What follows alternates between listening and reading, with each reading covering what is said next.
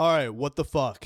LaMelo Ball just got traded to the Timberwolves. Instant reaction, this doesn't make any sense.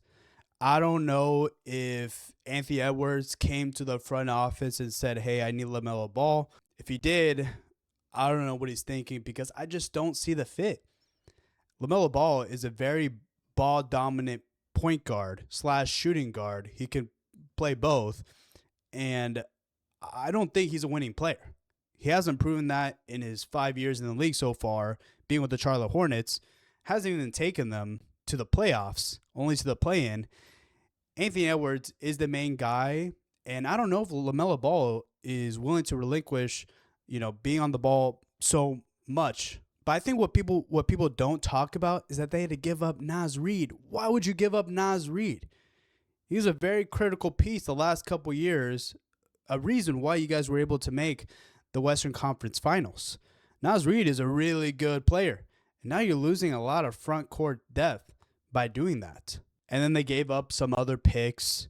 I'm one of those people that said, fuck the picks, right? I mean, shit.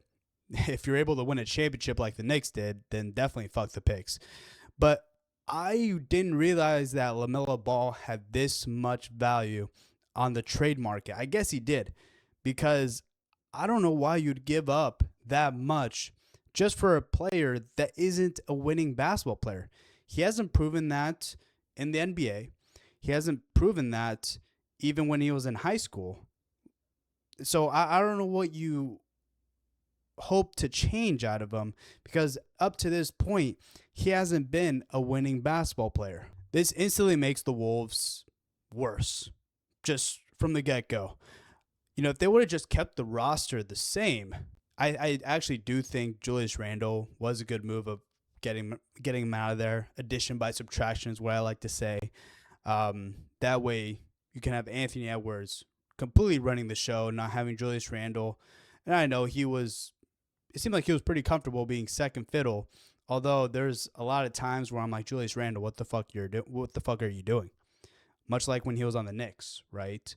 The kind of shot selection he was taking. But you already give up Julius Randle, and now you give up Naz Reid. Where's your front court depth? And I get it. LaMelo Ball is a talented player, but he's not 6'10". He's not 6'8".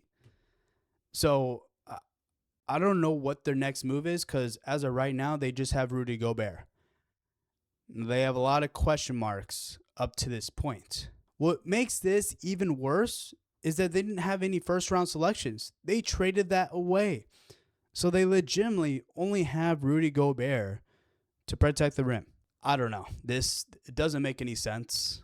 In fairness, I've been completely wrong about the Timberwolves in the past.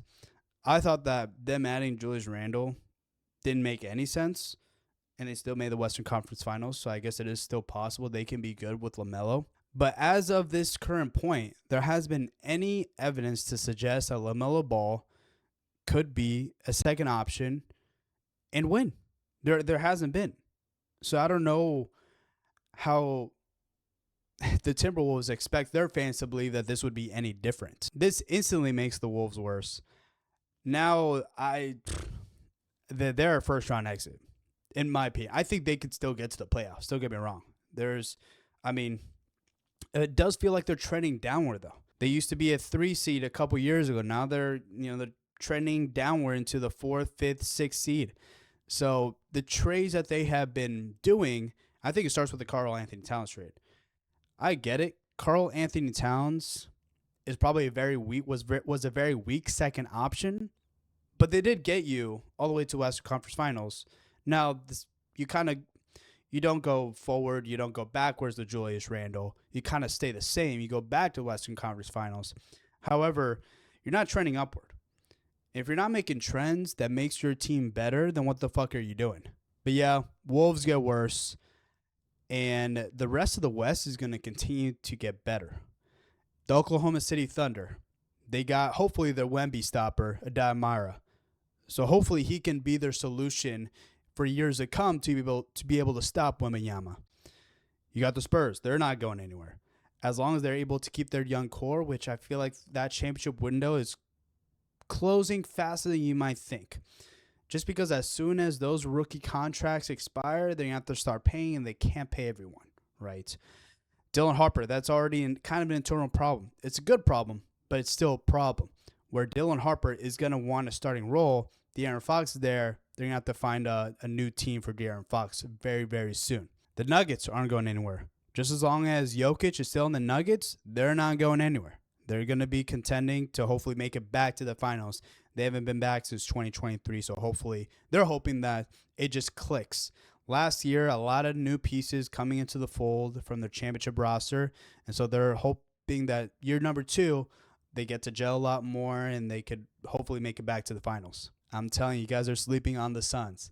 I think Colin Gillespie is going to next year break out even more than he did last year. Although I think Colin Gillespie will be a great six man, I think he's a starting point guard in this league. And I think if you have him as your point guard, Devin Booker as kind of your, I guess, 2, Dylan Brooks as your 3, as your 4, Rasheer Fleming, as your 5, hopefully Kamal Malawach emerges from his rookie year. He didn't get that many minutes, but I think they're developing him the right way. Jalen Green, I don't know how he fits in the fold. I mean, we do have a ton of good young players, but we do need to make trades. But you can't forget about the Suns. The Rockets, I'm going to forget about them. I think their championship window's done. It was last year. It's over. Finito. And that's pretty much it off the top of my head. Just now thinking about it, I think the West isn't going to be as loaded as it has been in the past. A lot of teams are kind of phasing out. Even the Lakers, they're not going to have LeBron, and who knows what the Lakers look like with Luka Doncic leading the team. So that could be interesting. There's a lot of, potentially good young teams, but nothing set in stone. So the Western Conference, there's a lot more question marks than answers in years before. So maybe the Timberwolves, they still get a 5 seed. Who knows? I was just looking at the teams. It doesn't seem like any of the teams are going to emerge than the teams that have already merged, like the Thunder and the Spurs. So, maybe they are middle of the pack or 5 or 6 seed Western Conference team, but definitely not the direction they should be going in.